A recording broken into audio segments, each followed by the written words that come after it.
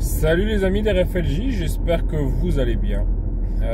Aujourd'hui je vous fais une petite vidéo un petit peu particulière, un peu inédite sur la chaîne, pour deux raisons. La première, c'est que en fait je suis tout seul, j'ai une voiture à vous présenter, mais je suis tout seul, il n'y a pas René ce soir. Comme vous pouvez le voir, il fait nuit en plus. Et du coup la nuit c'est la deuxième raison de cette vidéo particulière. Parce qu'en fait, pour tout vous expliquer, j'ai une voiture à disposition pendant 4 jours. Là, je suis au 3e jour que j'ai cette voiture.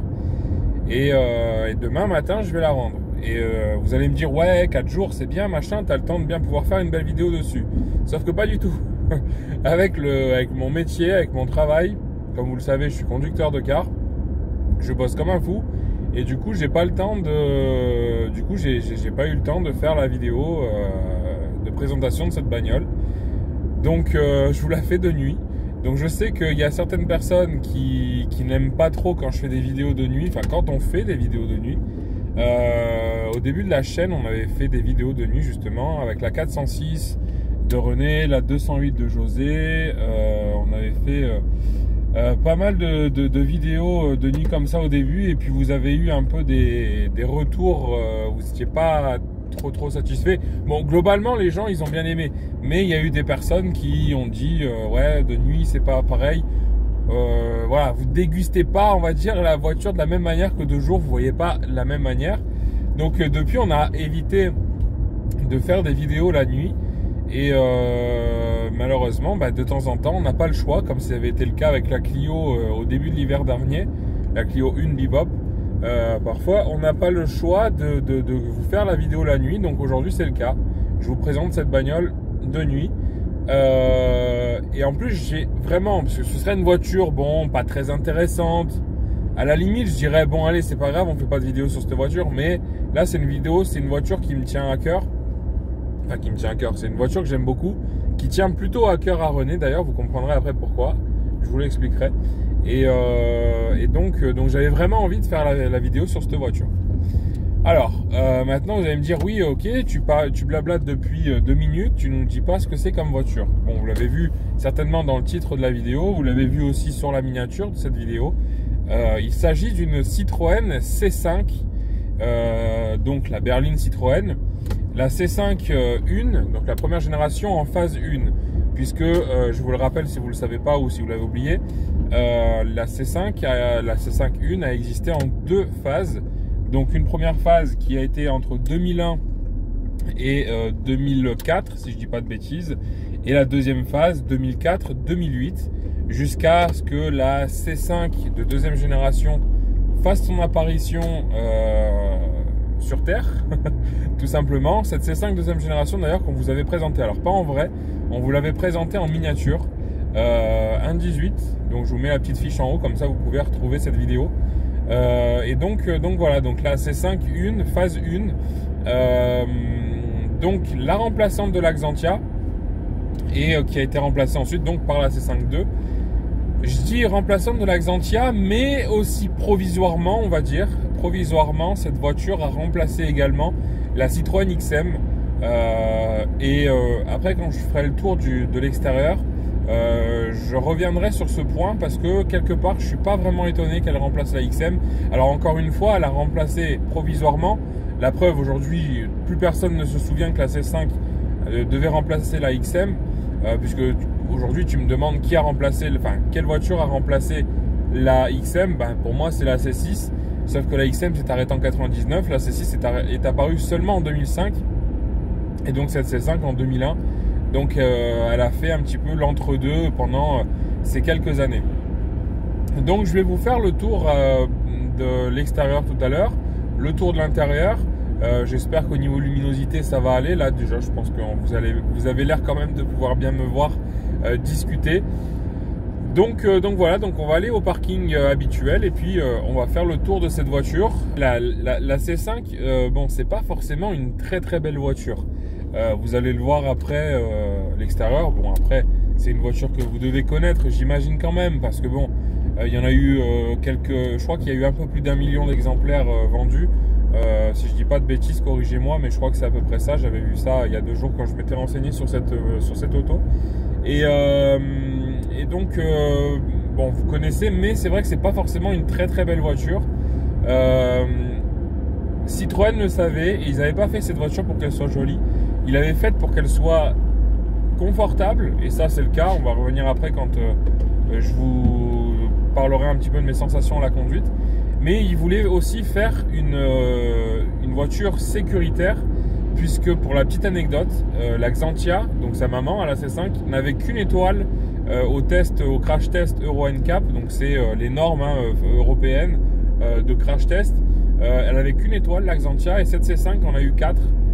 Donc quand même il y a eu un sacré bond en avant. Bon, après les normes devaient être assez différentes, puisque pour la petite anecdote, la Xantia date de 93, donc quasiment 8 ans, enfin quasiment 10 ans, 8 ans d'écart avec la C5. Donc c'est vrai que bon voilà, il y a eu de l'évolution en matière de sécurité. Voilà, qu'est-ce que je peux vous dire d'autre comme ça globalement? Bon je pense que j'ai fait le tour, donc je vous propose tout de suite de se retrouver à l'extérieur de cette voiture. Voilà les copains, donc me voici devant cette voiture. Donc comme je vous l'avais dit, une Citroën C5 première génération dans sa première phase également. Alors ce modèle là, c'est un modèle 2 litres HDI, 110 chevaux. Je crois que c'est 107 chevaux en réalité. Mais bon, les données pour arrondir à 110 chevaux, de toute façon à 3 chevaux près, ça va pas changer la donne. Elle est de 2003 celle-ci, et elle est dans la finition SX. Donc je sais pas si vous vous souvenez quand on vous avait présenté ma Xara qui est de 2000, donc plus ou moins la même période. Ma Xara, elle était aussi en finition SX. Donc la finition SX, c'est la finition du milieu de gamme. Bon, on retrouvera surtout les options de cette finition à l'intérieur. En ce qui concerne l'extérieur, il n'y a pas vraiment de choses qui diffèrent. En ce qui concerne sa couleur, je crois que c'est le gris line. J'ai essayé de faire des recherches. Bon, j'étais pas persuadé que ce soit cette couleur là exactement. Après vous me direz, t'as juste à regarder dans la portière, normalement il y a le code couleur. C'était vrai, je l'ai pas fait, j'y ai pas pensé. Donc en fait c'est un gris qui tire un petit peu sur le violet, sur le bleu aussi, hein. Je trouve qu'à la caméra ça ressort un peu en bleu. Donc ça va dépendre de la lumière un petit peu. De jour c'est magnifique. Avant-hier elle était sur un coucher de soleil, et enfin en fin de journée, et la couleur tirait vraiment vers le violet. Là ouais, à la caméra on voit que ça tire vers le bleu, donc franchement c'est une magnifique couleur. Après, comme je me disais à moi-même, si j'avais pris une C5, est-ce que je l'aurais prise de cette couleur? J'en suis pas forcément sûr. Parce que c'est vrai que je préfère des couleurs un peu plus sobres. Je me souviens que justement tout à l'heure je vous disais que cette voiture là tenait particulièrement à cœur à René, parce que c'est une voiture qui l'affectionne particulièrement. C'est une voiture qu'il a possédée très peu de temps, quelques mois. Malheureusement des soucis de fiabilité ont fait que il a dû passer sur autre chose, la fameuse R9. Et en fait René il avait donc cette C5. Par contre je crois que c'était une finition un peu plus basse, la finition X certainement, et elle était noire ou limite gris foncé, comme le Xara Picasso aussi qu'on vous avait présenté, qui était aussi à René pendant aussi une courte période. Je crois qu'il s'appelait gris fulminator. Donc c'est vrai que je la préfère peut-être éventuellement dans la vie de tous les jours dans cette espèce de gris noir, mais c'est vrai que ce gris bleuté là que vous avez à l'image, il est juste magnifique. Franchement c'est un peu nacré quoi, hein. C'est franchement très beau, et ce qu'il y a de drôle c'est que à la caméra ça ressort bleu, et en vrai là moi la voiture que j'ai devant moi, ça ressort plutôt violet, donc c'est assez rigolo. Mais bon, le bleu aussi selon les lumières il peut ressortir en vrai aussi, hein, il n'y a pas de problème là-dessus. En ce qui concerne donc les jantes, c'est du 15 pouces. Alors c'est un petit peu petit, surtout le flanc des pneus, je le trouve beaucoup trop gros. Malheureusement j'aurais préféré des jantes un peu plus grosses, avec des pneus un peu plus fins. Ça aurait donné tout de suite plus de gueule. Alors bon, avant de continuer aussi, inutile de vous dire que c'était la berline familiale de Citroën à l'époque. Hein, évidemment, c'est pas une citadine, ça se voit au gabarit. Une grosse berline. Et d'ailleurs, on va revenir aussi à cette petite histoire que je vous avais dit de la XM, qu'elle a remplacé quelque part un peu la XM. Quelque part, je suis pas étonné parce que je la trouve vraiment très très grosse. Alors peut-être qu'à l'image, ça ressortira pas. Peut-être que dans la vie de tous les jours, sans faire vraiment attention, ça ressort pas non plus. Mais une fois qu'on l'a devant les yeux, qu'on analyse un petit peu son design, etc., c'est vrai qu'elle fait vraiment très grosse. Un peu plus grosse que ses concurrentes de l'époque qui était la 406 pour Peugeot et puis la Laguna 2 chez Renault. Je la trouve un peu plus grosse que ces deux principales concurrentes. Donc vraiment voilà une voiture qui jouait un petit peu les deux tableaux, hein, à la fois une familiale et à la fois une grande routière. Ensuite, qu'est-ce que je pourrais vous dire d'autre aussi sur cette voiture? Oui, c'est vrai que en fait elle était quelque part un peu pionnière plus ou moins, même si c'était pas vraiment une pionnière, mais parce que à l'époque de la DS, de la CX, la familiale jouait aussi le rôle de grande routière. Et c'était une voiture qui était quand même populaire. Cette C5 joue un peu le rôle qu'aujourd'hui joue la Peugeot 508 et la Renault Talisman, à savoir que ces deux berlines ont remplacé et la familiale et la grande routière. Donc cette C5 jouait déjà ce rôle-là bien avant les berlines qu'on a actuellement. On va parler un petit peu maintenant de son design. Donc comme je le disais tout à l'heure, c'est pas forcément une voiture qui est réputée pour être très jolie. Quoique René et moi on adore, franchement on est très très fan, moi j'adore vraiment. Seul petit hic qui ressort peut-être moins bien à l'image, mais seul petit hic, c'est les bas de caisse en plastique comme ça, plastique noir, en plus qui sont très épais. Je trouve que ça rabaisse beaucoup trop la voiture, ça lui donne vraiment un effet beaucoup trop pâteau. Comme dirait mon ami René, c'est une expression qu'il aime bien dire. Et c'est un petit peu le problème. Je la trouve très pataude. Après, ça fait voiture de vieux, hein. Aujourd'hui, en 2021, c'est vrai que ça fait vraiment voiture de papy. Mais c'est ça qu'on aime. Nous, on aime les voitures de vieux. On est des vieux, nous, dans l'âme, donc ça ne nous dérange pas. Mais c'est vrai que ça fait... bon, voilà, elle n'est pas très, très dynamique. Mais bon, comme je vous l'ai dit tout à l'heure, Citroën, c'est pas ce qu'ils recherchaient. Ils recherchaient surtout de la sécurité et du confort, au dépit, malheureusement, quelque part du design. Bon, la phase 2 est pas beaucoup plus jolie, un peu plus moderne, avec un peu plus de chromage, elle est un peu plus dans l'air du temps. Mais la phase 2 n'est pas beaucoup plus jolie.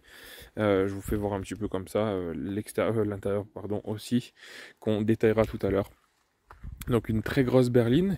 Alors aussi quelque chose qui me frappe, c'est que elle a énormément de ressemblances avec la Xara Phase 2, notamment au niveau des optiques de phare, notamment au niveau de la calandre. Voilà. C'est vrai que pendant ces 4 jours où j'ai cette C5, elle est garée juste à côté de ma Xara, et c'est vrai que franchement, j'ai une petite photo, je vous la mets en même temps que je parle là. J'ai une petite photo et c'est vrai qu'elles se ressemblent toutes les deux. C'est assez frappant. Et puis aussi, dans la ligne générale, on retrouve cette espèce de faux tricor aussi que j'avais évoqué sur la vidéo de présentation de ma Xara. C'est vraiment un faux tricor, puisque ne vous trompez pas, ce coffre n'est pas un coffre, c'est un haillon bien complet qui fait pas juste cette partie là. Donc on a encore plus l'impression d'un faux tricor que la Xara, mais c'est bien un bicorps, puisque vous voyez que ça s'ouvre à haillons avec un coffre qui est très très large. Ça franchement, il est énorme. On peut vraiment mettre, je crois qu'il fait pas loin de 500 litres. Si je dis pas de bêtises, je crois que j'ai vu qu'il était à 471 litres, donc c'est quand même assez énorme. Si je me trompe, corrigez-moi, hein, n'hésitez surtout pas, mais je dois pas être loin du compte si je me trompe. Donc voilà, vraiment un immense coffre. Et franchement, l'avantage d'avoir ce haillon, c'est que on a encore plus de place, hein, d'avoir ce design qui continue et qui s'arrête pas juste à la fin de la lunette arrière. Petit élément de design qu'on pourrait croire d'ailleurs quand on est à l'intérieur, parce que on a l'impression quand on est à l'intérieur que le coffre s'arrête au niveau de la plage arrière, donc en bas de cette lunette. Quand on est à l'intérieur, on a l'impression que le coffre s'arrête ici. Vous voyez? Et ça, cette partie-là, cette partie tôlée, on la voit pas de l'intérieur.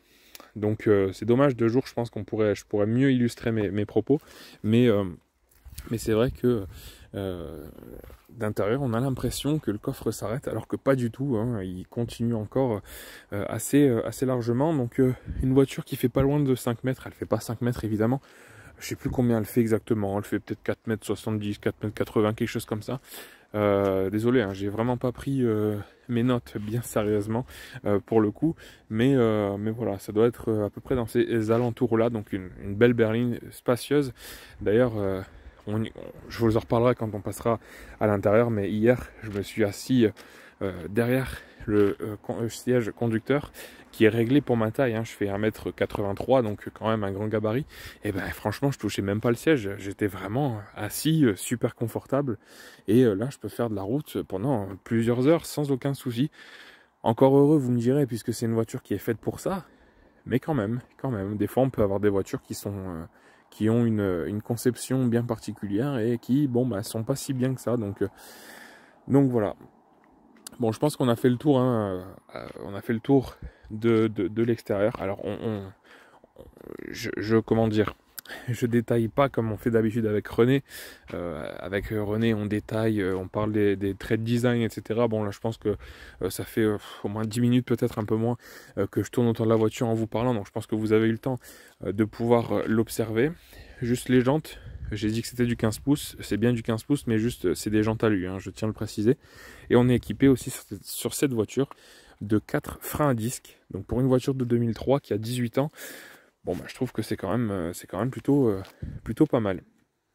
Bon bah je vous propose qu'on passe maintenant à l'intérieur. Alors la télécommande se présente comme ça, tiens, du déjà vu. Alors je vous la sors de ma poche, une autre télécommande, et non, ce n'est pas la télécommande de Maxara, ça c'est la télécommande de Maxara. Et alors je peux pas, je vais les poser sur le coffre, parce que là je tiens la caméra en même temps, donc je peux pas avoir les deux télécommandes dans la main. Donc là, alors je vise, là on a la télécommande de Maxara et ici celle de la C5, donc ce sont les mêmes télécommandes. Bon, vous me direz, celle-ci est de 2003, le Maxara est de 2000, donc bon, forcément, mais il y a une petite chose qui diffère quand même. Sur la Xara, ici c'est le déverrouillage, ici c'est le verrouillage, et ici c'est pour ouvrir le coffre sans ouvrir la voiture au complet. Et bien ici il y a une petite subtilité, un petit changement sur la clé de la C5. Ici c'est pour verrouiller et non pas déverrouiller, ici c'est pour déverrouiller et non pas l'inverse du coup sur la clé de la Xara. Et ici en fait ça sert pas à le petit bouton qui est en dessous, ça sert pas à déverrouiller le coffre sans déverrouiller le restant des portières. Il faut rester appuyé dessus et normalement vous allez voir si elle veut bien. Bon, visiblement elle veut pas. Ah si. En fait il y a deux types, il y a deux crans d'ouverture de la vitre.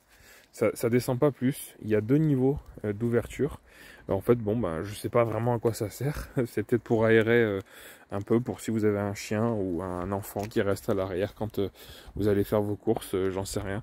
Bon, voilà. Et si vous réappuyez dans l'autre sens, ça se ferme complètement.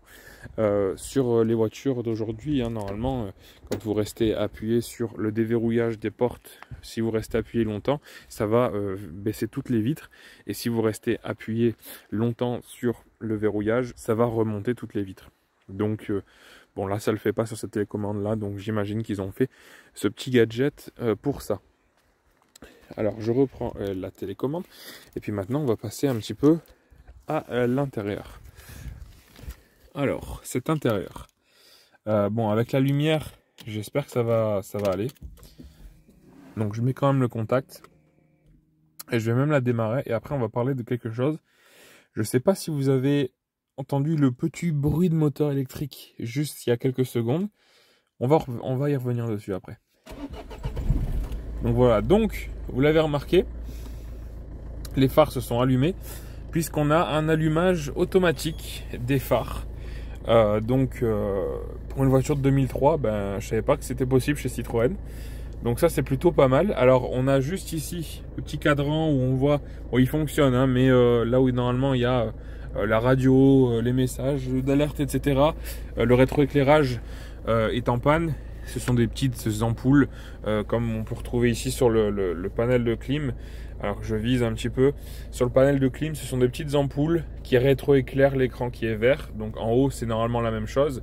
Bon, c'est l'affichage PSA. Là, on ne voit pas avec le reflet à la caméra. Mais c'est l'affichage, décidément. Je vais y arriver. L'affichage de chez PSA d'époque, sur 406, sur Xara, etc. On avait ce même écran, ce même interface. En ce qui concerne donc le tableau de bord, je vais vous faire un petit zoom. Voilà, celui-ci, il est très bien. Donc, un tableau de bord qui est bien détaillé.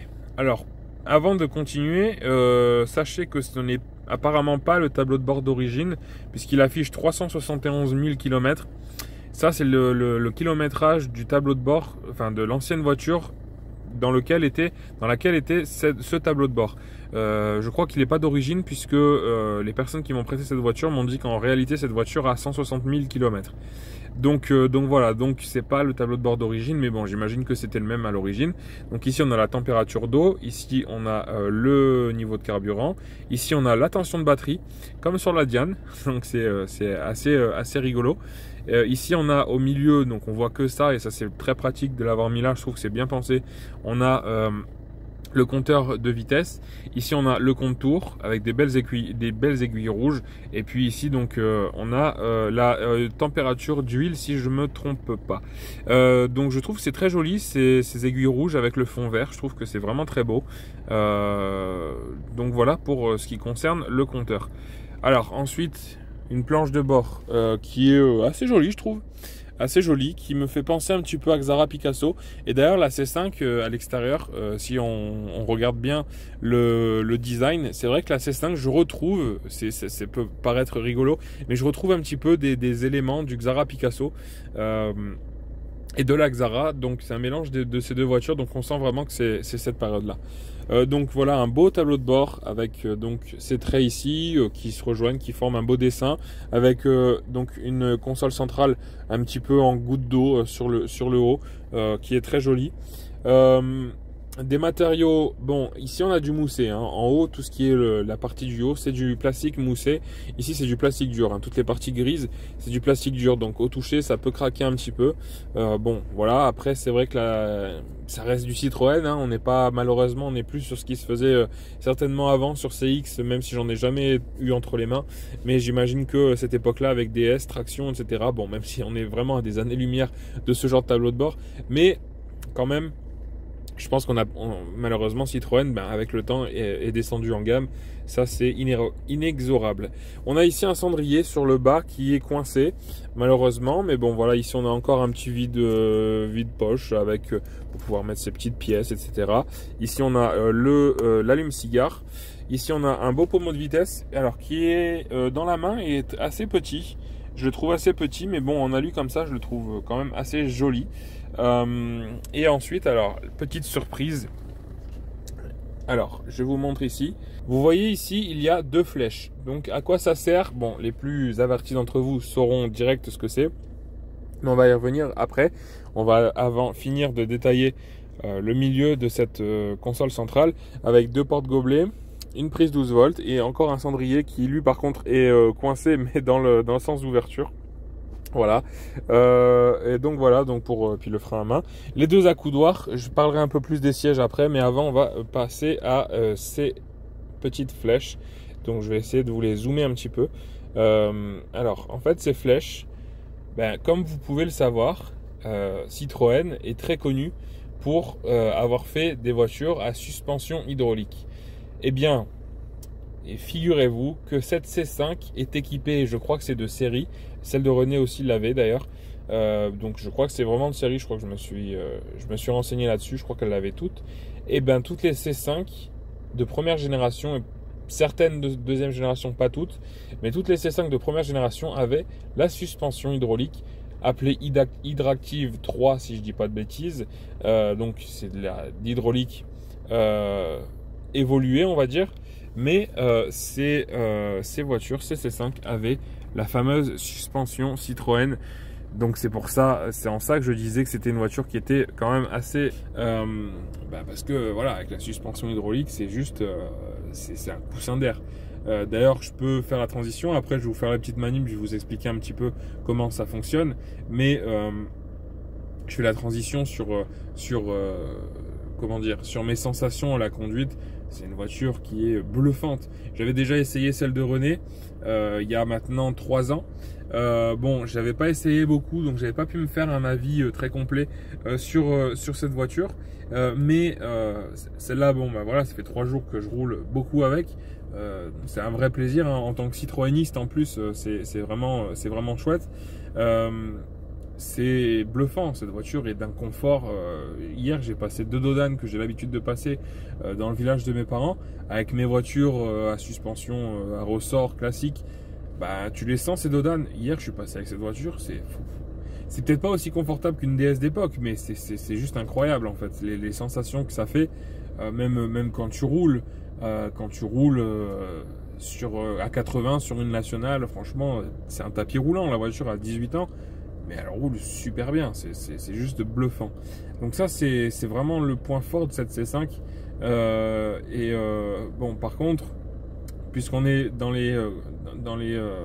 la conduite, par contre, c'est pas du tout une voiture qui est faite pour s'amuser avec, mais pas du tout. C'est une voiture qui est faite pour bouffer des kilomètres, mais qui est pas du tout faite pour aller s'amuser sur des petites routes. Alors, la C5 comme ça a existé aussi en moteur V6. Donc peut-être que c'est un peu mieux, mais quand même, bon, le châssis a une très bonne tenue de route, mais le train avant c'est affreux. Le train avant, voilà. Moi qui suis habitué quand même à la DS4, même Maxara qui a une tenue de route incroyable, toutes les deux elles ont un train avant qui est juste bluffant. Bon, celle-là par contre, tu veux pas trop t'amuser longtemps sur des petites routes, c'est vraiment une voiture qui est pas faite pour ça. Mais bon, je pense qu'après au niveau du gabarit, je pense que de toute façon, si vous achetez une voiture comme ça, c'est pas fait pour, vous allez pas aller vous amuser avec sur des petites routes faire du rallye. Je pense que ça me paraît logique, c'est pas une voiture qui a été faite pour ça, donc c'est un défaut sans vraiment en être un finalement. On va revenir donc à cette histoire de hydraulique. Alors, il y a 4 positions différentes. Donc là, de base, je suis sur la position normale, la position dite route. Alors c'est dommage que l'écran il se rétroéclaire pas, parce que j'aurais pu vous montrer quand on s'amuse, quand on se sert de ces manettes, il y a un graphique qui apparaît à cet écran et qui nous montre où est-ce qu'on en est. Donc là je suis en position normale, il y a une position un peu plus basse. Donc là je suis en mode normal, en mode route, donc je vais vous montrer la position basse. Donc j'appuie sur la petite flèche du bas et vous allez voir que la voiture c'est déjà abaissé. Voilà, bon c'est pas flagrant, c'est difficile de bien pouvoir vous faire voir, mais la voiture c'est vachement abaissé.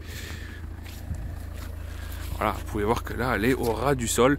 Donc ça c'est une position qui est faite, je pensais que c'était une position qui était faite pour se garer, position parking, en fait pas du tout. La position parking est automatique et se règle automatiquement quand vous coupez le contact ou quand vous montez à bord, que vous la déverrouillez. La position parking va se mettre automatiquement. Donc là vous pouvez voir qu'elle est vraiment très basse. On va maintenant passer donc à la position normale. Bon ça vous l'avez vu, donc je vais pas m'attarder dessus. Donc là je vais la relever. Alors sachez que chez Citroën, les suspensions hydrauliques, les voitures, quand elles se règlent, là vous voyez qu'elles montent, hein, quand elles descendent l'avant en premier, l'arrière après. Et quand elles montent, c'est l'arrière qui monte en premier, l'avant qui monte après. Tout simplement pour ne pas éblouir. En fait, quand vous avez les phares allumés, la nuit, si la voiture, quand vous la baissez, c'est l'arrière qui descend en premier, ben, les phares vont viser vers le haut et donc vont éblouir. Et vice versa, hein, selon le sens des positions. Ensuite, on a le troisième mode qui, lui, consiste à monter la voiture. Vous voyez qu'elle est déjà beaucoup plus haute. Alors c'est vraiment difficile de bien vous faire voir à la caméra quand elle monte, quand elle descend. C'est pas évident. Je vais baisser la vitre et essayer de passer par la vitre avec la porte fermée, peut-être que ça ira mieux. Donc là en fait cette position, donc il y a la position 1, la position tout en bas qui sert pas à grand chose, mais qui sert à charger, décharger des choses si vous avez besoin. la position route, la position ici pour les chemins un petit peu cabossés, etc. Bon, à chaque fois il y a des limites de vitesse, hein. La position tout en bas c'est pas plus de 10 km/h. La position comme je viens de la mettre là c'est pas plus de 40. Et la position que je vais encore vous mettre, donc la 4e position, celle-ci elle sert pour changer les roues. Alors je sais pas comment ça fonctionne, mais je sais que c'est cette position là qu'il faut mettre quand vous allez démonter une roue. Donc celle-là par contre c'est pas plus de 10 km/h. Donc vous pouvez voir que la voiture est vraiment très très haute. On dirait un 4x4, elle est très très haute. Donc voilà. Alors pourquoi il y a des limitations de vitesse à chaque fois? Tout simplement parce que après ça risque d'abîmer le système de suspension qui n'est pas fait pour rouler comme ça. Il y a une position route, elle n'est pas faite pour rien. Donc là on fait le tour, vraiment la voiture est très très haute. Donc le titre de la vidéo c'était est-ce que la C5 est une vraie Citroën? Eh bien oui, c'est une vraie Citroën, ça je peux vous en attester. Moi voilà, elle a vraiment l'esprit Citroën, ça c'est une certitude. Peut-être encore plus que les Citroën d'aujourd'hui. Et donc ces suspensions hydrauliques qui viennent faire toute la différence. Donc vous voyez, là je l'ai descendu, c'est assez rapide quand même comme cinématique. Là je l'ai descendu et ici je vais vous montrer, il y a une sphère qui est apparente dans le moteur. Alors je vais le couper comme ça fera moins de bruit pour vous.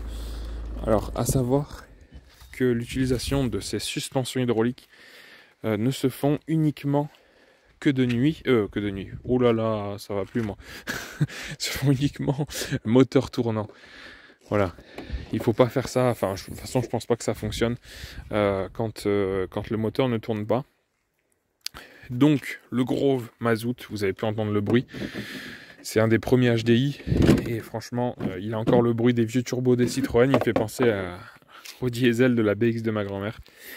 Et donc, on a une sphère hydraulique qui se trouve ici. Bon, les autres sont un peu plus cachés. De toute façon, il fait un peu trop noir pour vous les faire voir. Donc, on a une sphère ici. Et puis, je crois que le bocal de LDS, puisque ce n'est plus du LHM, c'est du LDS, liquide de direction. Je ne sais pas où il se trouve exactement. Bon, parce que je crois pas que ce soit celui-ci.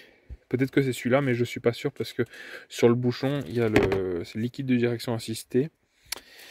Quoique, parce que en fait, pour tout vous dire, j'ai un doute parce que à l'époque, sur les vieilles Citroën hydrauliques, on avait le freinage et on avait la direction qui était avec le système hydraulique des suspensions. Et sur cette C5, on a un freinage qui est indépendant et je crois qu'on a la direction qui est indépendante aussi. Donc ce bocal, il a le logo du volant sur le bouchon. Donc c'est le liquide de direction, mais est-ce que c'est le même que le LDS du coup? J'ai un gros doute, je suis vraiment pas sûr. Voilà, ceux qui sont un peu plus connaisseurs de cette C5 que moi, n'hésitez pas à mettre ça en commentaire, les petites explications. Et puis ici on a Citroën Hydractive, donc le nom de la technologie de cette suspension. Et puis avant de terminer, vous avez vu que l'ouverture de capot se fait avec deux vérins. Donc voilà, pourquoi aujourd'hui on ne fait plus ces vérins? Pourquoi on ne fait plus ces vérins? C'est juste super pratique. C'est dommage, c'est dommage. Je vous ai pas fait voir les sièges d'ailleurs, je suis en train d'y penser. Je vous ai pas fait voir les sièges dans leur globalité. Donc une sellerie, bon c'est tout du tissu. Une sellerie que je trouve jolie, un petit peu gris rayé comme ça, je la trouve jolie. Sur d'autres vidéos, j'avais dit que les Citroën de cette époque-là, j'aimais pas trop la sellerie. Bon pour le coup, celle-ci, j'aime vraiment bien. Je me demande si, René, si tu vois cette vidéo, n'hésite pas à dire en commentaire. Je me demande si tu n'avais pas les mêmes sièges, la même sellerie. Et puis, on a un accoudoir central. Et oui, les copains, on a un accoudoir central avec des rangements et un porte-gobelet. Ça, c'est super. Et une trappe à ski. Et voilà, une trappe à ski. Bon, il fait un peu noir, vous voyez pas grand-chose. Mais une trappe à ski. Et ici, on a le petit rideau. Alors là, c'est pareil. Avec la lumière, vous voyez pas. Mais ici, on a un rideau qui est intégré à la plage arrière. Alors, je vais peut-être éteindre celle-ci. Là, vous voyez un petit peu l'ombre de la barre, là, comme ça. Donc, un petit rideau. Ça, c'est pratique. Et puis, je trouve que ça donne un certain standing à la voiture. Vous voyez un petit peu ici. Je vous ai pas fait les intérieurs de porte. Décidément, j'ai oublié plein de choses ce soir. Donc, du tissu, du plastique. C'est même pas du moussé, c'est du plastique un peu caoutchouteux, on va dire. Après, c'est du plastique dur. On a un bac de rangement ici, un vide-poche ici. On a des tiroirs sous les sièges. Ici, on a le seuil de porte Citroën en plastique, donc magnifique. Ici, on a un petit porte-gobelet. Et puis ici, on a encore un petit tiroir pour mettre des affaires. Voilà, la boîte à gants, qui est très pratique puisqu'elle est sur 2 niveaux. Voilà, donc bon là c'est un peu tombé, mais je vais essayer de ranger ça vite fait. Bon, elle s'éclaire pas, peut-être que l'ampoule est cassée, bon, on voit pas, il fait trop noir. Mais sinon, elle est sur 2 niveaux, donc ça c'est plutôt pas mal. Après, on a les repose-têtes qui sont réglables, donc ça c'est plutôt pas mal. Ici, on a 2 niveaux, hein, de chaque côté, on a 2 niveaux de pare-soleil. Alors, je sais pas trop à quoi ça sert d'en avoir 2. Et on a les lumières, normalement, René, il serait là, il serait content, mais ça s'éclaire plus. Mais voilà, on a 2 niveaux de pare-soleil de chaque côté. Pratique aussi, comme je vous l'ai dit, les phares automatiques avec la petite caméra qui se trouve ici, avec les capteurs, etc. Des commodos PSA classiques. Bon bah voilà les gars, hein, je crois qu'on a tout dit. Je vous fais voir encore un petit peu.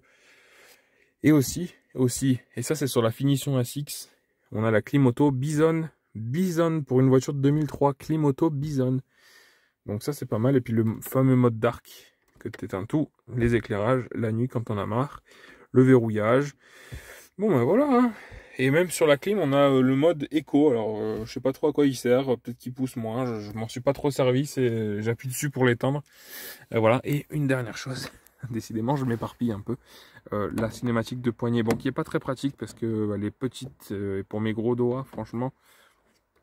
Voilà, derrière en fait c'est plein, donc qui est pas très pratique mais qui est très agréable au toucher par contre. En ferraille, enfin en fer, en alu, très agréable. Voilà les copains, c'est ainsi que se termine la présentation de cette Citroën C5 première génération phase 1. Alors désolé pour la qualité de la vidéo qui est peut-être un petit peu moins bonne que d'habitude. J'ai pas eu le choix que de faire la vidéo, comme je vous l'ai dit en début. J'ai pas eu le choix de faire la vidéo de nuit. Bon, je suis tout seul en plus, il n'y a pas René. C'est comme ça, mais au moins je suis content et peut-être que vous l'êtes aussi. Je vous ai présenté cette C5 sur la chaîne. Un jour, si quelqu'un veut venir ou qu'on a de nouveau l'occasion de conduire une C5, d'en avoir une entre les mains, C5 on vous fera peut-être une présentation un peu plus détaillée, un peu plus traditionnelle. Mais bon, pour l'heure au moins, il y en a déjà une qui est passée sur la chaîne. C'est plutôt pas mal. Un grand merci au garage Transac Auto à l'Escale, agent Citroën, pour le prêt de cette voiture pendant une réparation sur ma DS4. Donc, un grand merci à eux de m'avoir prêté cette C5 pendant 4 jours. N'hésitez pas à les contacter. Transac Auto, Citroën, l'Escale. Sur Google, vous tapez ça, vous le trouverez direct. Merci les copains de m'avoir regardé. On pense toujours à René, hein, qui n'est pas là, mais on pense à lui. Donc, au final, merci de nous avoir regardé. N'hésitez pas à nous suivre sur les réseaux sociaux Facebook, YouTube, Instagram et sur le groupe Facebook RFLJ Auto Collection. Groupe partage. Quant à moi, je vais aller me coucher parce que ça commence à devenir un petit peu difficile. Allez, merci les copains, à la prochaine. Ciao.